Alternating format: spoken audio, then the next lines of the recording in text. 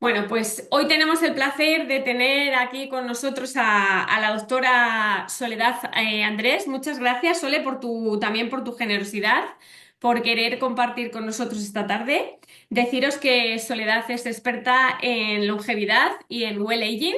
Ella nos va a contar un poquito ahora que se va a presentar también ella su trayectoria, que es muy interesante. Y bueno, espero que aprendáis mucho y que sea una tarde maravillosa. Así que, Sole, te dejo ya a ti que los mandos, así que tú ya puedes Perfecto. compartir. Ahora mismo comparto pantalla. Buenas tardes a todos. Muchas gracias por estar aquí hoy a la tarde reunidos con nosotros. Gracias, Carmen, por la invitación a todo el equipo de Inmunotech y también a Elena, que me hizo conocer un poco todo este mundo. Y la verdad es que estoy súper contenta y con muy buenos resultados. Voy a compartir ahora sin más preámbulos la pantalla, a ver si puedo. Me dicen si se Sí, ve. sí, ya está. Ok. Todavía no está en modo presentación, pero ya te ve, ya la vemos. Perfecto, ahí creo que estoy en modo Ahora presentación. sí, Puede correcto. ser. Muy bien. Bueno, hoy un poco Carmen me había dejado libre el tema de lo cual podríamos hablar hoy, cómo relacionar el glutatión. Y la verdad es que el glutatión es una molécula clave en la longevidad. Entonces, si nosotros queremos cumplir los años sin enfermarnos y estar bien y funcionales, el glutatión tiene que ser preservado a nivel celular. Y un poco el título de esta charla es el glutatión como guardián de la longevidad que nos está cuidando para que a medida que vayamos envejeciendo estemos cada vez mejor. Esto es un poco mi trayectoria, que es lo que decía Carmen. Yo soy médica internista, que se conoce también como médico clínico, y luego me adentré un poco más en el tema de longevidad, genómica, farmacogenética, toxicología ambiental, medicina biológica, que son mis maestrías. Son todas estas disciplinas que yo uno en la consulta a la hora de atender un paciente y de poder evaluarlo, ¿no?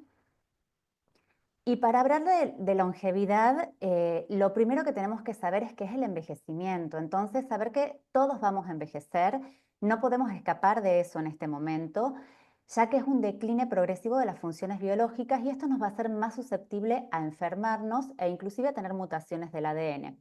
Pero acá es muy importante saber que hay un envejecimiento que se considera normal y un envejecimiento que se considera patológico. Entonces, el envejecimiento normal es cuando a medida que yo voy cumpliendo los años, voy a tener desgaste de mi cuerpo. Entonces, las articulaciones van a tener artrosis a partir de los 50, voy a tener presbicia cerca de los 40, pero hay enfermedades que nunca son normales en el envejecimiento. Por ejemplo, una hipertensión nunca es normal, una diabetes nunca es normal, un Alzheimer, una neurodegeneración nunca es normal. Pero estamos en una era en la cual la medicina y los médicos somos gestores de la enfermedad y no de la salud. Por lo tanto, ver un paciente sano es lo raro, es lo fuera de norma en este momento. Como por ejemplo, si alguien come de manera consciente y come bien, decimos, ¿estás a dieta? Cuando en realidad es lo que deberíamos estar haciendo todos. Entonces, hay como un poco que cambiar, desde mi punto de vista, los paradigmas para volver a entender el envejecimiento como un proceso biológico normal y que las enfermedades en este proceso biológico es lo que está fuera de la norma. Soledad, discúlpame, ¿puedes subir un poquito el volumen? Que hay alguna compi que dice que lo escucha muy A bajito. ver, déjame que yo ya me fijo. Ahí estoy al 100. No sé si se escucha mejor. Yo creo que sí que se oye mejor. Si no me van a sentir ruidito por ahí, me voy a acomodar el micro. Vale, Ahí mejor. yo creo que sí que se oye mejor. Ok, entonces, nosotros tenemos un camino que este dibujito yo les hago a mis pacientes en las consultas desde que nacemos, a medida que vamos cumpliendo los años y llegamos a ser adultos mayores, tenemos que transitar por este estado de salud permanente, sintiéndonos bien, sintiéndonos plenos, con energía, en la cual el cansancio no es parte de nuestra vida. Pero en algún momento podemos despegar hacia esta otra línea que es una línea de enfermedad. Y acá la pregunta que nosotros nos tenemos que hacer es ¿por qué? Porque si, por ejemplo, llega un paciente y me dice, tengo dolor y yo lo que hago es darle un analgésico y no indagar el porqué de ese dolor, de alguna manera yo lo voy a estar condenando a que él tome o ella tome una medicación de por vida sin poder investigar o pensar las enfermedades de la causa, sino pensando las enfermedades del síntoma. Entonces, en esta rama de la medicina de la longevidad, nosotros siempre tratamos de encontrar la causa como perros sabuesos. porque una vez que encontramos la causa, podemos ayudar a este paciente a transitar el resto de su vida en salud, que es un poco la idea, ¿no? Entonces, cuando nosotros pensamos por qué nos enfermamos o por qué envejecemos de manera acelerada, hay algunos términos que yo les quiero transmitir que parecen difíciles, pero son más fáciles de lo que uno cree. Uno de estos términos que ustedes van a leer o van a escuchar mucho es el exposoma. Y el exposoma son todas las sustancias a las que nosotros estamos expuestos a lo largo de la vida. Pero fíjense qué importante, nosotros estamos expuestos a estas sustancias desde que estamos adentro de la panza de la mamá, o sea, desde nuestra vida intrauterina. Entonces, en el exposoma nosotros tenemos que considerar cómo ha estado nuestra mamá, porque de eso va a depender nuestros primeros años de vida, y los primeros años de vida, como la etapa del embarazo y también la del adulto mayor, son las etapas en las cuales somos más susceptibles a los tóxicos. Y también contarles que los tóxicos que nosotros pensamos que son solamente externos, no es así, también tenemos tóxicos internos a los cuales nosotros estamos expuestos si nuestro metabolismo o nuestro organismo no está bien. Entonces, recordemos siempre que la etapa crítica para cuidar de la exposición tóxica es primeros años de vida, que es cuando el sistema inmune está inmaduro, y también en la panza de la mamá, que es la vida neonatal. Y acá un poco transmitirles algo que a veces no pensamos, y es que estamos crónicamente intoxicados, todos nosotros, o sea, sin excepción. Fíjense este artículo publicado en la revista Medicina de Buenos Aires de Argentina en el año 2013.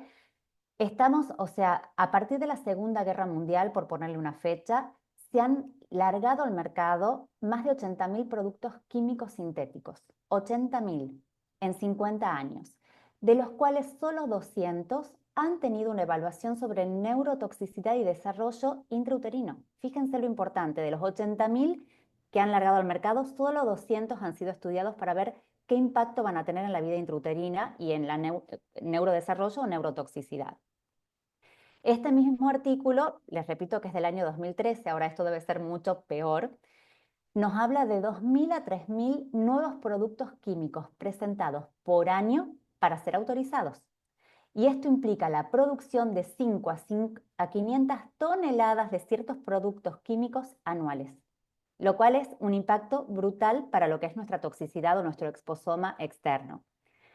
De estos productos, 201 son neurotóxicos. Y la mitad de estos productos neurotóxicos se encuentran en los pesticidas que todos comemos todos los días de nuestras vidas, ¿sí? Hay otro estudio que se ha publicado más recientemente. Este estudio está publicado a principios de 2025 y está hecho por el sello que se llama Clean Label, que es un proyecto que analiza pureza en ciertos productos, que es muy importante porque cuando nosotros, por ejemplo, nos queremos cuidar y decimos voy a tomar un suplemento, si este suplemento ya está contaminado previamente, todo esto que yo estoy tratando de hacer por mí para estar mejor, al final me está empeorando la salud. Entonces, fíjense qué interesante, estamos, desde mi punto de vista, el cambio en salud va a venir por un pedido de la población, no de los médicos. La población quiere cuidarse. Entonces, ¿qué hacemos? Nos ejercitamos, queremos tomar proteínas para mejorar nuestra masa muscular. Y este estudio analiza las proteínas de mercado de Estados Unidos. Se analizaron 160 proteínas, de las cuales casi la mitad tiene un 47% más de los niveles permitidos de plomo. Pero ¿cuál es el nivel permitido de plomo? El plomo en cualquier concentración daña la salud. Entonces, fíjense que esto es brutal, porque la mitad de la población está ingiriendo algo bueno y se está intoxicando. Y acá también a veces nosotros decimos ser vegano para estar más alcalino es mejor. Los polvos de origen vegetal tenían casi 2/3 más contaminación que los polvos de origen de proteína animal. Y los que eran saborizados a chocolate además contenían cadmio. El cadmio es un neurotóxico y es un cancerígeno directo para nuestras células. Entonces, fíjense, cuando nosotros inclusive estamos tratando de hacer algo bueno por nosotros, nos estamos intoxicando muchas veces sin saberlo. Primera recomendación, este sello es súper importante. Si ustedes encuentran un nutracéutico que tenga este sello de Clean Label, sabemos que está chequeado en cuanto a contaminación por metales pesados, pesticidas, etc. Inclusive se evaluó aquí también el bifenol A, que es un cancerígeno y funciona como un senoestrógeno. Esto quiere decir, imita hormonas, se une este bifenol A un receptor mío, funciona como una hormona siendo cancerígeno, desplazando mi hormona natural. Gracias a Dios, en estos productos solamente 3 de los 160 tenían bifenol A, el resto estaba libre de bifenol A. Entonces, fíjense que tenemos un estudio del 2013 que nos habla de una contaminación muy importante y tenemos un estudio recién salido del horno también con mucha contaminación. Entonces, para entender un poquito, tenemos las toxinas que son endógenas, que se llaman endobióticos, que son las que yo produzco, y las toxinas exógenas, que se llaman xenobióticos, porque provienen de xeno, que es extraño, y biótico vinculado a la vida, que son todas las toxinas ambientales. Acá yo un poco les voy a hacer un mapeo de todo lo que consumimos que tiene contaminación. Químicos, los productos de combustión, las micotoxinas que se generan en los cereales cuando están mal almacenados, todos los aditivos nitrogenados o las nitrosaminas que vienen en las carnes curadas, por ejemplo. Eh, Disruptores endocrinos, como dijimos, el bifenol A, las pastas de dientes, los productos de cosméticas en las mujeres, las cremas, cómo cocino los alimentos, todo esto me va a dar mayor o menor contaminación. Y si hablamos de metales pesados, los metales pesados están en las pinturas, están en antes se colocaban amalgamas dentarios, no sé si hay gente de la edad que se ha colocado alguna vez una amalgama, yo he tenido amalgamas, y en los pescados, ¿sí? Sobre todo. Y también, por ejemplo, el arsénico puede estar en ciertos materiales o utensilios de cocinas que utilizamos, como el teflón, que además tiene microplásticos, ¿no? Y también tenemos nuestras toxinas endógenas, que vienen, por ejemplo, si mi flora intestinal o mi flora bucal o mi flora pulmonar no está bien, yo voy a producir toxinas bacterianas que me van a intoxicar. Puedo tener una colonización por hongos o por parásitos que van a generar otro tipo de toxinas que van a sumar esta intoxicación que tengo. Los compuestos nitrogenados que salen del metabolismo de las proteínas y el principal hoy en día que genera intoxicación interna es el estrés con el cortisol.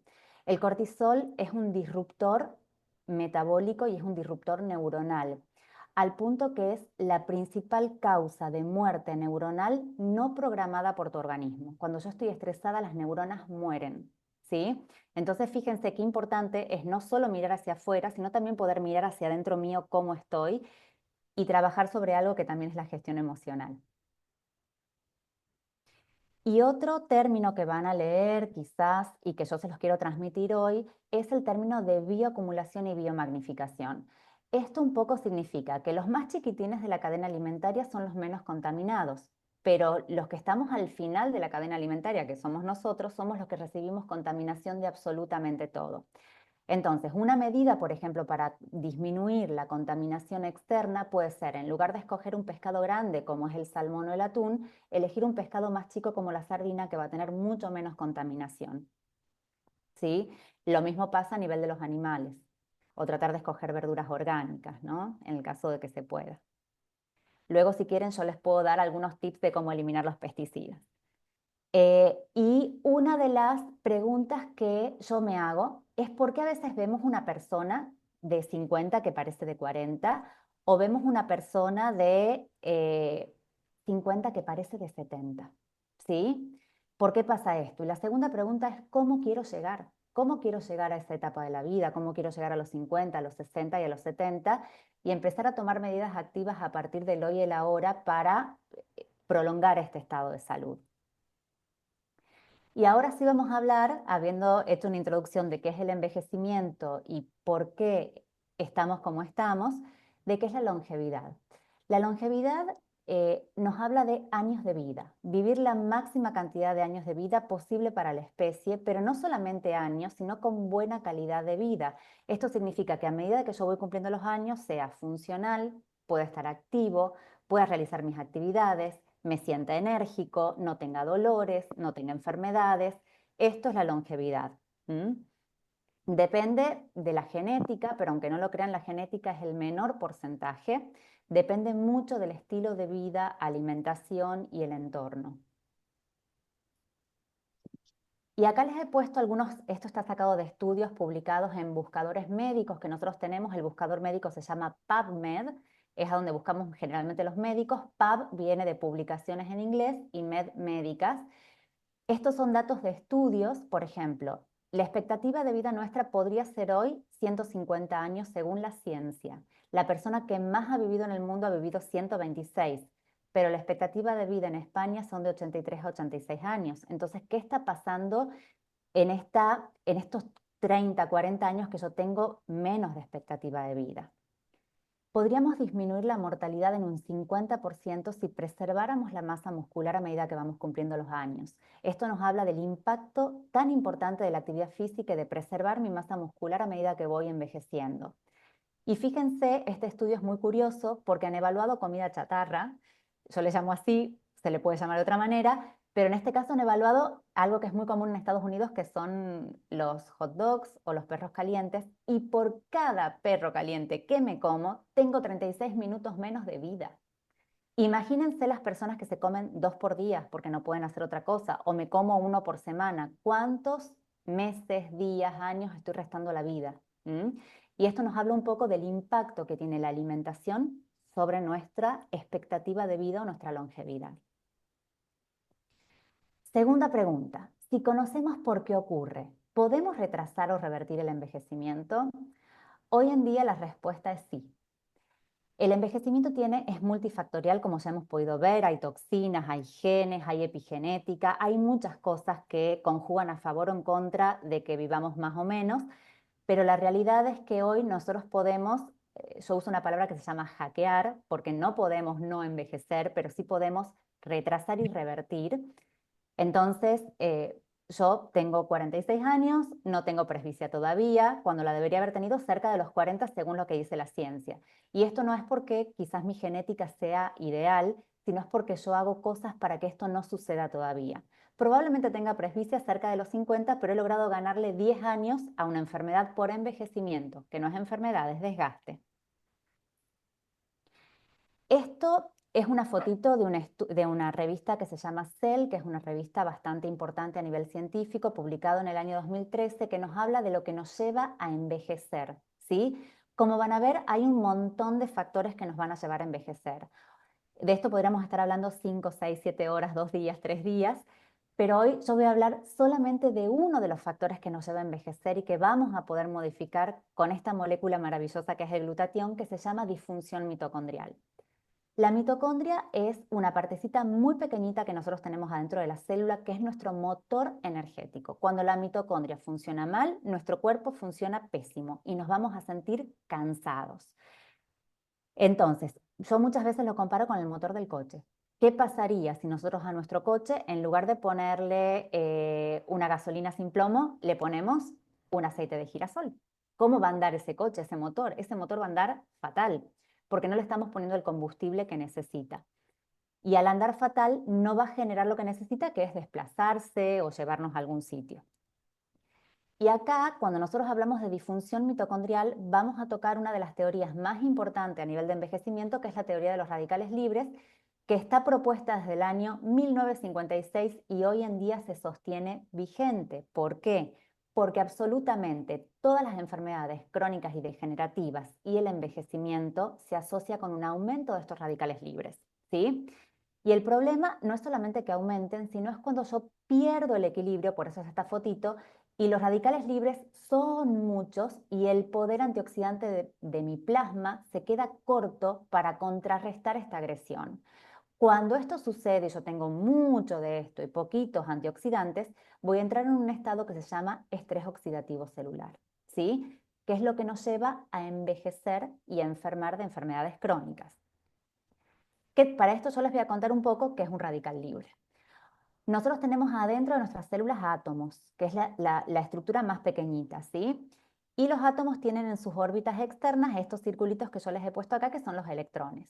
Un radical libre es un átomo que le falta un electrón.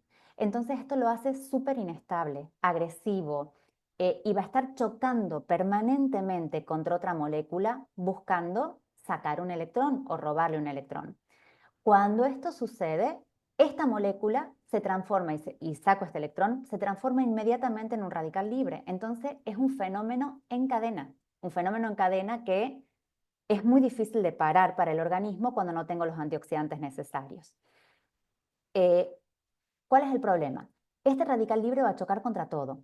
Entonces, por ejemplo, si choca contra un aminoácido que configura una enzima, la actividad de esa enzima ya no se puede llevar a cabo. Entonces, si nosotros, por ejemplo, estamos por hablar hoy de glutatión y este radical libre choca contra la cisteína, que ahora lo vamos a ver, que es un aminoácido que conforma el glutatión, la molécula ya no se puede formar.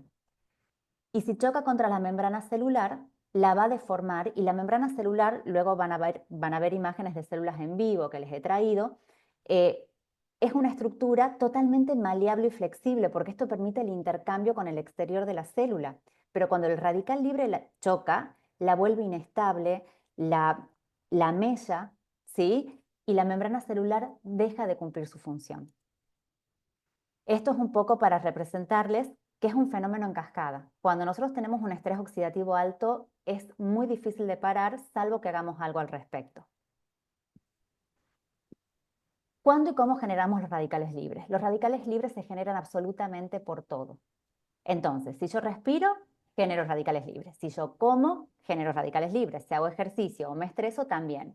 Por supuesto que no va a ser la misma cantidad de radicales libres si yo respiro en Madrid o respiro en la punta de una montaña. ¿Por qué? Porque cuanto más contaminación ambiental tengo, más radicales libres voy a generar. La idea un poco de esta imagen es que ustedes sepan que los radicales libres son normales. Los tenemos siempre.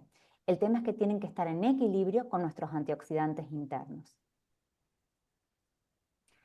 Y ahora les voy a hablar un poquito de qué función cumple el glutatión en todo esto que venimos hablando. Para recordar, muchos ya los deben saber y perdón si soy repetitiva, pero quizás algunas personas no lo saben, el glutatión es un tripéptido. ¿Qué quiere decir esto? Es una molécula grandota formada por 3 aminoácidos pequeñitos. Un aminoácido es la glicina, otro se llama cisteína y otro se llama ácido glutámico o glutamato. Se sabe que a medida que vamos cumpliendo los años o envejeciendo, el ácido glutámico no baja, no disminuye, porque se va a generar a través del metabolismo de las proteínas. Entonces yo nunca voy a tener deficiencia de ácido glutámico. La glicina es un aminoácido muy abundante, por ejemplo, si yo me preparo un caldo de huesos, eso es casi todo glicina, entonces me es fácil incorporarlo. El problema acá lo tenemos con la cisteína. La cisteína es un aminoácido que si bien se encuentra en los alimentos, tiene dos problemas fundamentales. El primero es que se destruye con la cocción, entonces si yo me quiero preparar un brócoli que tiene cisteína y lo cocino, se destruye con la cocción. Y el segundo punto es que si no se destruye por la cocción, va a ser de alguna manera destruido por los ácidos del estómago. Entonces, realmente incorporar cisteína bioral para formar glutatión es bastante complejo. El glutatión es el antioxidante intracelular más abundante de mi cuerpo, ¿sí? Por eso se lo conoce como el antioxidante maestro o la molécula de la vida. Y acá es importante que si yo, por ejemplo, tomo glutatión bioral, mi cuerpo lo va a separar en estas 3 moléculas y adentro de la célula por un sistema enzimático las va a volver a formar. Pero si en esta separación mi articulación necesitaba, por ejemplo, glicina, esa glicina no va a ir a formar glutatión, va a ir a la articulación, ¿sí? Entonces, la forma que yo tengo de hacer que mi cuerpo tenga un buen nivel de glutatión es dándole los que llamamos nosotros los precursores, que son estos aminoácidos, fundamentalmente es la cisteína. El glutatión es tan importante, ¿se acuerdan que hablamos de los radicales libres? Cuando yo tengo mucho estrés oxidativo, el daño celular puede ser irreversible. Cuando este daño celular es irreversible, la célula tiene dos caminos biológicamente posibles. O muere de una manera anticipada y yo voy a envejecer o voy a tener enfermedades anticipadas, o muta el ADN y esto lo hace la célula tratando de sobrevivir y tratando de cumplir su mandato biológico. Pero en este tratando de cumplir lo que hace es una mutación que me puede generar, por ejemplo, un cáncer. El glutatión va a rescatar a la célula de ese daño irreversible. En las mitocondrias, el glutatión frena o regula este estrés oxidativo y es fundamental para proteger el núcleo de la célula. No sé si quedó trabado. ¿Me escuchan ustedes? Sí, Sole, se escucha bien, sí, sí. No sé qué pasó con la presentación que no corre. Ah, que no pasa igual, a lo mejor. Dame un segundín, Sí, no te preocupes. que ahí vamos a ver.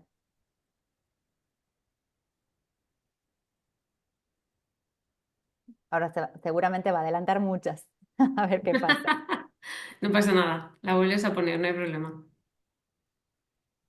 Adelantó un montón. Espera. Estos son los estudios, sí, se fue. Bueno, esta era un poco la imagen que les quería mostrar ahora. Entonces, fíjense que el glutatión, esta es la imagen de una célula, que es un dibujo, por supuesto, pero el glutatión no solo va a estar en el citoplasma de la célula, sino que va a estar protegiéndome el núcleo de la célula, que es donde está el ADN. Y también voy a tener glutatión extracelular. Entonces, es una molécula que está protegiendo toda la estructura del organismo. ¿Qué pasa? A medida que nosotros vamos cumpliendo los años, tenemos mayor sobrecarga por toxinas, menor incorporación de los aminoácidos y menor generación de glutatión. Entonces, fíjense este gráfico que muchos de ustedes lo deben conocer, nos explica que más o menos hasta los 20 años el nivel de glutatión está estable, dependiendo de un montón de factores, no todos van a ser igual. De los 20 a los 40 baja un poquito, pero a partir de los 40 la caída es caída libre, en paracaídas, caigo, ¿sí? Hay más de 4.000 estudios publicados hoy en PubMed sobre glutatión y envejecimiento y todos, absolutamente todos, tantos estudios preclínicos hechos en animales como hechos en humanos nos hablan que cuando cumplimos años y envejecemos, nuestro nivel de glutatión baja.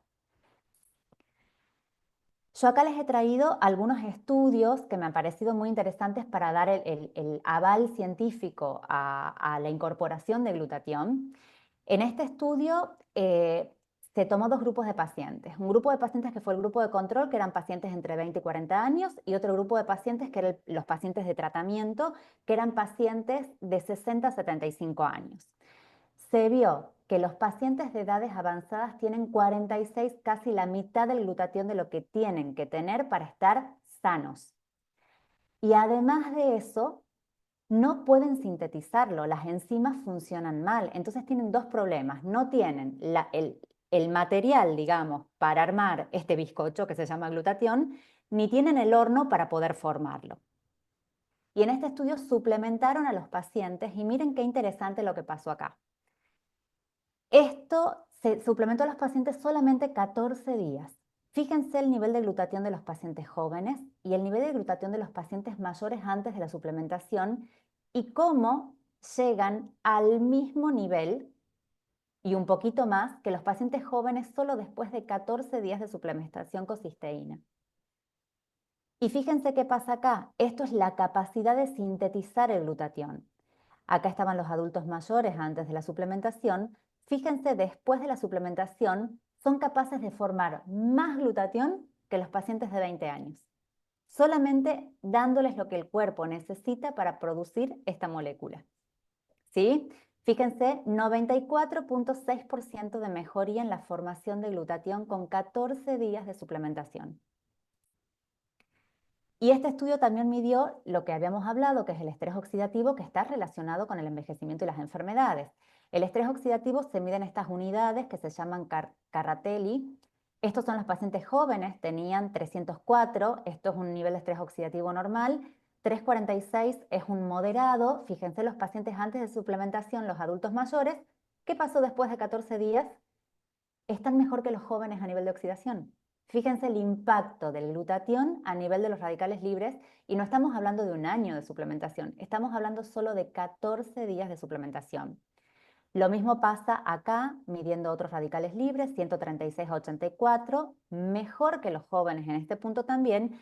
Y acá se midió también otro grado de oxidación que se llama peroxidación lipídica, que mejoraron muchísimo porque disminuyeron un 50% el estado previo, no mejoraron con respecto a los jóvenes, pero la peroxidación lipídica es algo que lleva mucho más tiempo en corregir, porque estamos hablando ya de lípidos y membranas celulares. Entonces, puede ser que no se haya visto una mejoría con respecto a la población joven justamente porque no se ha tomado el tiempo necesario en seguimiento. Y este es otro estudio que midieron, es súper interesante porque midieron el nivel de glutatión en el cerebro de los pacientes ancianos versus a pacientes jóvenes, por métodos que no son invasivos, que son por espectroresonancia, ¿sí? Fíjense el nivel de glutatión de los pacientes jóvenes y fíjense a dónde llega el nivel de glutatión de los pacientes ancianos. Entonces, a medida que envejecemos, y fíjense las diferencias estructurales del cerebro, no sé si aprecia bien en la foto, pero este cerebro, fíjense que no tiene surquitos y este cerebro está surcado, esto es un signo de envejecimiento cerebral. La involución del cerebro, la disminución del tamaño del cerebro son signos de involución, o sea que nuestro cerebro está envejeciendo. Y cómo está el glutatión. En este estudio también se midió la vitamina C. Se vio que la vitamina C, el nivel de vitamina C no es diferente entre pacientes jóvenes y entre pacientes adultos mayores.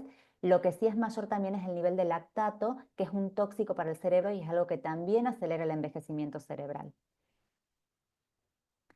Y este estudio, que es súper reciente, porque es de 2024, nos habla del glutatión como teoría del envejecimiento.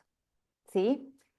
En este estudio lo que se ha visto es lo que hemos hablado hoy, que el glutatión disminuye por múltiples factores, porque no lo podemos consumir en base a que no podemos incorporar la cisteína, más allá de que se agota, porque acuérdense que el glutatión, otra función que tiene, que yo no la voy a tocar porque sería súper larga la charla, es el de detoxificar, nos ayuda a eliminar las toxinas, y nosotros nos vamos sobrecargando a medida que cumplimos los años, no podemos incorporar glutatión y nuestro organismo siempre está en déficit.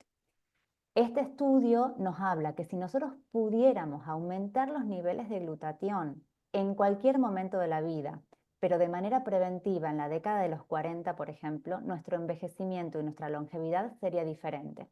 Y sería una de las estrategias mejores quizás para lograr una longevidad saludable, cumplir los años sin enfermarnos. Yo acá les dejo todos los datos de los estudios para que ustedes los puedan buscar, los puedan leer, los puedan descargar. Si no los pueden descargar, me dicen, yo se los paso a Carmen, sin problema, si a alguien le interesa. Y vamos a ver qué aparece acá. Tengo miedo de pasarme mucho de nuevo. Sí, me pasé. A ver si se carga esta imagen. Ahora les voy a mostrar unas imágenes de células en vivo. Ahí va, me entré tú eres. Ay, a ver si, no sé si se va a cargar esta imagen. Denme un segundito a ver si la podemos cargar. Qué pena. Bueno, les he traído unas imágenes de células en vivo a través de una metodología que se llama microscopía de campo oscuro y de contraste de fase, que son estudios que podemos hacer en el consultorio, ¿sí? Les voy a poner la segunda imagen, que es una pena que no se vea la primera. Esto que vemos acá son glóbulos rojos, ¿sí? Los glóbulos rojos, la forma de las células tienen que ser redonditas y perfectas, como estas. Son células que tienen su membrana y su polaridad celular conservada. Fíjense que hay algunas que aparecen como dentadas. No sé si las logran ver. ¿Sí? Lástima que no se vio la primera. Esta es una muestra de sangre mía. ¿Sí? La primera foto, que lamentablemente no la podemos ver, ay, qué pena, me sabe súper mal. Todas las células estaban redonditas y perfectas. Y acá lo que yo hice es comerme un plato de comida chatarra y ver mis células 2 horas después. Y aparece todo esto acá. ¿Esto qué quiere decir? Un plato de comida genera una cantidad de radicales libres que alteran de manera transitoria la membrana de mis glóbulos rojos. Y esto es transitorio porque yo estoy relativamente bien. ¿Qué pasa cuando estamos relativamente mal? Este cambio puede no ser transitorio y lo que yo les pido acá es, en cierta manera, una concientización a que esto que yo veo en glóbulos rojos está pasando en mi retina, en mi riñón, en mi corazón, en mi cerebro, está pasando en mis tejidos. Esta acción de radicales libres las voy a tener en los tejidos. Esto es la muestra de una paciente. Una paciente joven, 42 años, solo consulta por cansancio.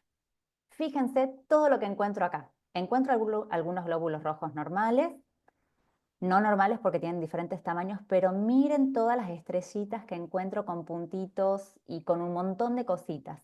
Esto quiere decir que esta paciente de 42 años, que le han dicho que está todo bien, que el cansancio no tiene causas, estamos pudiendo ver sus células y a partir de esto ver que tiene un daño oxidativo. ¿Mm? Y ahora les quiero mostrar, esto es un videíto que hice, cómo se ven en el microscopio estas células. Fíjense que parecen células enojadas, como casi un coronavirus, nos recuerda la imagen casi de un virus, están enojadas, reactivas. Pero en realidad, por más que nosotros veamos esto y digamos están enojadas, esto es un grito de auxilio de nuestras células hacia nosotros para que cambiemos las cosas. Nos están pidiendo ayuda, ¿sí? Y este otro videíto, a ver si se carga, son mis células. Fíjense qué distinto que es esto a lo que hemos visto antes. Esto que ven acá, que es una célula más grande, es un neutrófilo, que es una célula de inmunidad que está trabajando para mí, cuidándome. Y el resto son glóbulos rojos. Hay algunos que pueden no estar bien, pero la mayoría son redonditos. ¿Sí? Entonces, esto es un poco para mostrarles el impacto que puede tener un estrés oxidativo, los radicales libres en nuestras células, que es invisible para nosotros, ¿no? Es intangible. Esto lo hace un poco más tangible y podemos decir, wow, ahora entiendo por qué estoy cansada, ahora entiendo por qué tengo este problema hepático. Mira cómo están mis células. ¿Mm? Y como final de la presentación es invitarlos a construir juntos y construir junto a sus pacientes una longevidad saludable. Decirles que esto es posible. Eh, Siempre, a cualquier edad de la vida, nosotros tenemos la oportunidad de ayudar y la oportunidad de cambiar la realidad de alguien. Y esto es muy importante. Entonces, con pequeños cambios tenemos grandes resultados. En esto el glutatión es una molécula maestra que nos va a ayudar a construir la longevidad saludable junto con nuestros pacientes. Muchísimas gracias por la atención. Muchas gracias, Sole. Hay un montón de comentarios. Todo el mundo está diciendo que maravillosa, que has explicado muy bien, que como que qué bonito. Gracias. Y también están alucinados, ¿no? Porque dicen que es curioso cómo nosotros mismos podemos contribuir a esa salud o no, porque también nos maltratamos, ¿verdad? Exacto. Había una compañera que preguntaba si también el tema emocional puede provocar que esas células también tengan esos piquitos. Claro que sí, porque recuerda que uno de los factores de las toxinas internas que nosotros generamos con el estrés es el cortisol. El cortisol es una hormona que viene para defendernos en una primera etapa. Si me puedo explayar y explico un poquitito, Carmen, no sé cómo estamos de tiempo, tú me dices, Sí, sí, sí, ¿sí? perfecto. Sí, sí, sí, sí, sí. Nosotros tenemos el estrés, que es algo normal y es un mecanismo de defensa contra una agresión. El estrés viene desde hace muchísimo tiempo y significa que nuestro cuerpo se prepara para luchar o para huir. Entonces, en la antigüedad nosotros luchábamos, huíamos de depredadores. El cerebro no entiende si es una situación emocional o es algo que está en tu cabeza o es el tigre que viene a comerte. Entonces, en esta primera etapa, uno genera adrenalina, noradrenalina y cortisol, que son hormonas que me van a permitir luchar, huir y no quedarme paralizada, ¿no? Para que no me coma el tigre. Si este estrés no se soluciona, esto significa si yo me quedo rumiando el pensamiento todo el tiempo, me acuesto pensando, no puedo dormir, el estrés empieza en una etapa, en una segunda etapa que se llama disestrés, que ya no es un estrés normal, a donde este aumento sostenido del cortisol va a generar grandes deterioros, entre ellos mayor radicales libres y mayor estrés oxidativo celular. Pero para que se imaginen, el estrés para la neurona es como que está en cortocircuito permanente. La neurona nunca deja de descargar con un cortisol alto, por lo tanto muere en presencia del cortisol alto. ¿Mm? Es una de las causas de muerte neuronal no programada. Fatal. Nos pregunta un compañero, Samuel, dice, oye, ¿se sabía sobre los radicales libres y el estrés oxidativo desde 1956, cuando el doctor Bonus empezó con sus investigaciones? Es la teoría que se ha sostenido más años. Hay equipos, nosotros podemos presumir el nivel de estrés oxidativo de los pacientes a través de la microscopía, como yo les he mostrado hoy, pero hay equipos médicos que miden niveles de radicales libres, como el que hemos visto en el estudio, que también son equipos médicos que yo, por ejemplo, tengo el mismo que he usado en ese estudio, lo tengo en la consulta, y que nos sirve para realmente saber dónde está parado nuestro paciente a nivel de radicales libres de oxígeno en este caso. Sí se sabía. Claro, Lo que pasa es que es poco conocido para nosotros, claro, es lo que te iba creo a yo. decir, que igual para el público en general, pero gracias a vosotros que hacéis esta labor tan importante de divulgación, pues cada vez tenemos también más herramientas, ¿no? Y más Se sabe conocimiento. más. Me pregunta aquí una compañera si puedes aclarar, por favor, la diferencia entre tomar un percusor de glutatión, tomarlo externamente o incluso inyectarlo. Ok. El glutatión es una molécula muy grande, ¿sí? Cuando una molécula grande como una proteína o un tripéptido ingresa al organismo, el organismo lo que hace es cortarlo en trocitos pequeños, hasta que quedan las partecitas más pequeñas que se llaman aminoácidos, ¿sí? Entonces, si tú tomas glutatión como glutatión, estás tomando una molécula grande.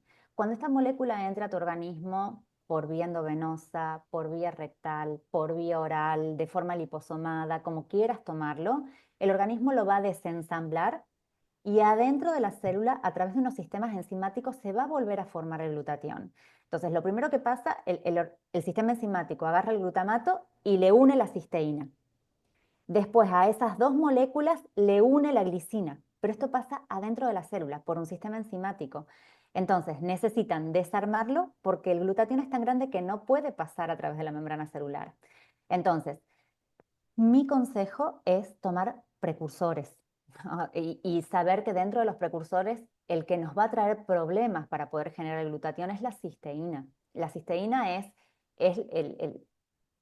el talón de Aquiles del glutatión en realidad, porque si yo no puedo incorporar cisteína de una manera clara, no voy a poder formar glutatión porque yo voy a tener harina y azúcar, pero no tengo huevo, entonces no puedo formar el bizcocho, es un poco eso. Claro, No sé si he respondido a la pregunta. Si quedan dudas, me dicen. yo creo que sí, que está claro. Nos preguntan también por aquí el tema de los tips que has comentado antes para eliminar las pesticidas. Bueno, los pesticidas se pueden eliminar. Hay un estudio de la Universidad de Massachusetts de hará unos 3 o 4 años que nos habla de alcalinizar las aguas para eliminar los pesticidas. ¿Qué hago yo? Transmito lo que hago yo en casa, ¿sí? Una fuente súper grande con agua. Y a esa fuente grande con agua le pongo vinagre en una concentración de 10 centímetros cúbicos de vinagre por litro de agua. Tiene que ser vinagre de manzanas, ¿sí? Se dejan frutas, verduras, todo lo que yo vaya a consumir durante 20 a 30 minutos. Esto elimina el 98% del pesticida de las cáscaras. Entonces me hace que yo pueda comer, por ejemplo, una papa o una patata con cáscara, porque por ejemplo, si yo como una patata con cáscara, disminuyo la absorción de un hidrato de carbono en un 50%. Entonces, si tengo que bajar mis niveles de azúcar por alguna cuestión metabólica, puedo comer una papa o patata con cáscara, de esta manera cuidándome de los pesticidas. Una vez que han estado sumergidas 20 a 30 minutos, las saco y bajo el agua del grifo las tengo que fregar con una esponjita, un cepillito o algo para terminar de sacar el resto que queda. Y ahí están listas para consumirse. Todas las verduras de hoja, por ejemplo, que yo no tengo otra manera de eliminarlo, también es una buena medida. Aguas alcalinas. Perfecto, qué bien. Hay una compi también que ha hecho una pregunta relativa, te la voy a hacer, a los Sí, glóbulos porfa. rojos. Debe haber se quedado ahí. Dice, ¿qué significa que los glóbulos rojos sean muy grandes a nivel salud? A nivel salud, un glóbulo rojo grande puede significar muchas cosas. Se llaman macrocitos. Ese es el nombre que tienen. Y en general un glóbulo rojo grande nos está indicando que hay déficit de una vitamina que es la vitamina B12. Para que el glóbulo rojo se forme, nosotros necesitamos hierro, que es lo que conocemos habitualmente, pero necesitamos dos vitaminas, que es el ácido fólico, que es la vitamina B9, y la vitamina B12. Cuando hay déficit de vitamina B12, los glóbulos rojos se ponen grandotes. Entonces ahí hay que estudiar, por ejemplo, una deficiencia de B12. Claro. Y Soledad, hay una pregunta que, bueno, habría que ver el caso en concreto, ¿no? Pero bueno, Sí. hay una compi que dice que su hijo está tomando el inmunocal, entiendo, glutatión, entiendo, que se refiere a Ok. inmunocal, y dice que tiene parálisis cerebral infantil. Dice que Ujú. sí verá resultados. A ver, es muy difícil Claro, eh, sin valorar, sin saber. decir si va a tener resultados. Claro, Lo que sí, a ciencia cierta, yo le puedo decir es que va a mejorar los niveles de glutatión y esto va a contribuir en disminuir la oxidación celular y en mejorar el funcionamiento de células y sistemas. No solo células, sino sistemas. Entonces, por ejemplo, si yo tengo neuronas saludables, la neuroplasticidad es más posible que si yo tengo un estrés oxidativo alto en mi cerebro. ¿Sí?